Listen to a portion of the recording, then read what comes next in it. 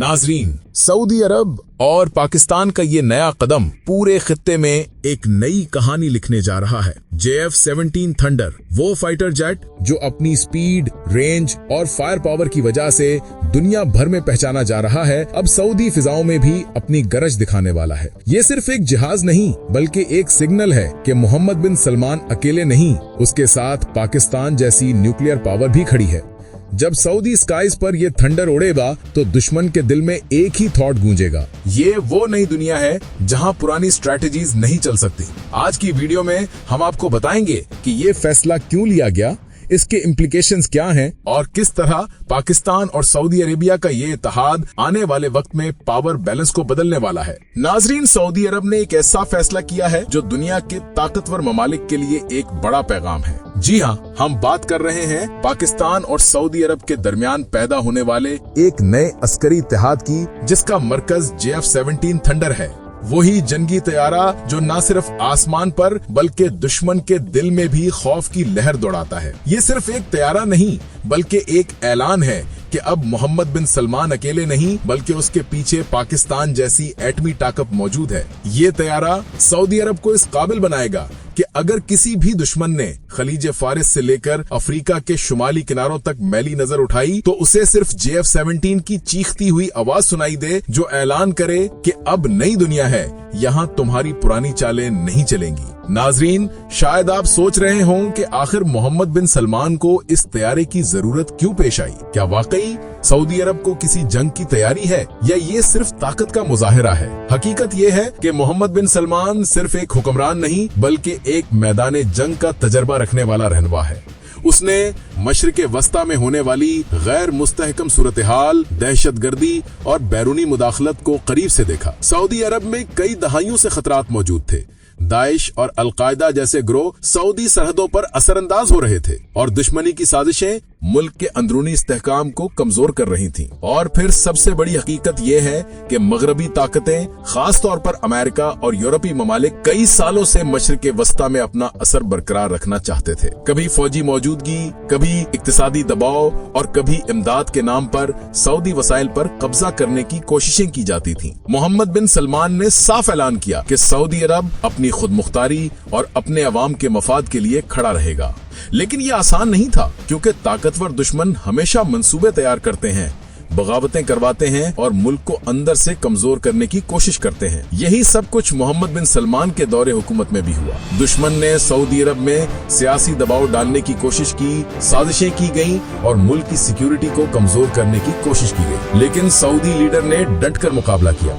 उसने कहा कि अवाम की हिफाजत और मुल्क की खुद मुख्तारी मेरी सबसे बड़ी जिम्मेदारी है। और यही वो लम्हा था जब पाकिस्तान का हाथ आगे बढ़ा। पाकिस्तान ने न सिर्फ मोहम्मद बिन सलमान की हौसला अफजाई की बल्कि उसे JF-17 थंडर देने का फैसला किया, ताकि अगर दुश्मन ने सऊदी सरहदों की तरफ मैली आंख उठाई तो जवाब सिर्फ जमीन से नहीं बल्कि फिजाओं से भी मिले। JF-17 थंडर की रफ्तार आवाज की रफ्तार से भी ज्यादा है, यानी 1.6 मैक या 1970 किलोमीटर फी घंटा।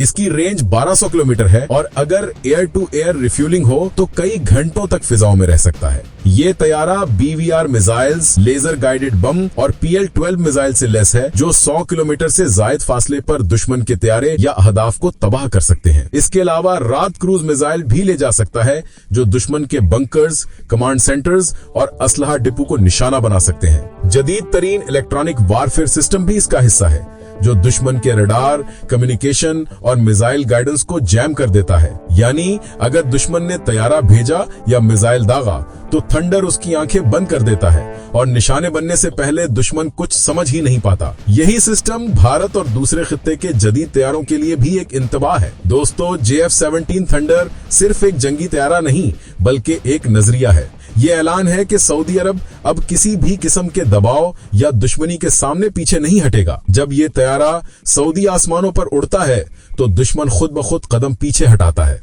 क्योंकि मौत जब परिंदा बनकर उड़ती है तो जमीन पर कोई महफूज नहीं रहता। पाकिस्तान और सऊदी अरब ने इस तैयारे के जरिए न सिर्फ तकनीकी तावन किया बल्कि एक नया अस्करी इत्तेहाद भी जन्म दिया।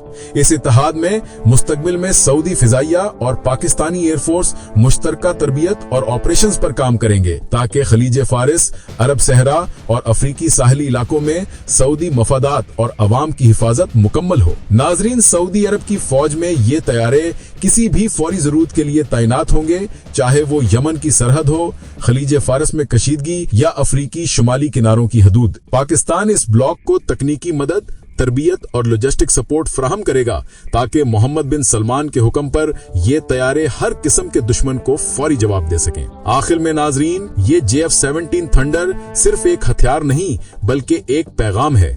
अगर तुम कमजोर मुल्कों को दबाओगे तो वो मुल्क तुम्हें वो जवाब देगा जो तुम्हें दहाइयों तक याद रहेगा। पाकिस्तान और सऊदी अरब का ये नया अस्करी ब्लॉक आने वाले बरसों में दुनिया की सियासत और फौजी तवाजुन को बदल सकता है। नाजरीन, अगर आप चाहते हैं कि हम अगली वीडियो में बताएं कि सऊदी अरब ने JF-17 के इस्तेमाल से किस तरह अपने मुखालिफिन को नीचे रखने का प्लान बनाया है और मोहम्मद बिन सलमान ने इस इत्तेहाद के तहत कौन सी खुफिया फौजी तरबियत शुरू की है, तो वीडियो को अभी लाइक करें, शेयर करें और चैनल को सब्सक्राइब करना ना भूलें, क्योंकि ये सिर्फ कहानी नहीं बल्कि हकीकत है जिसे हम सब ने सामने लाना है।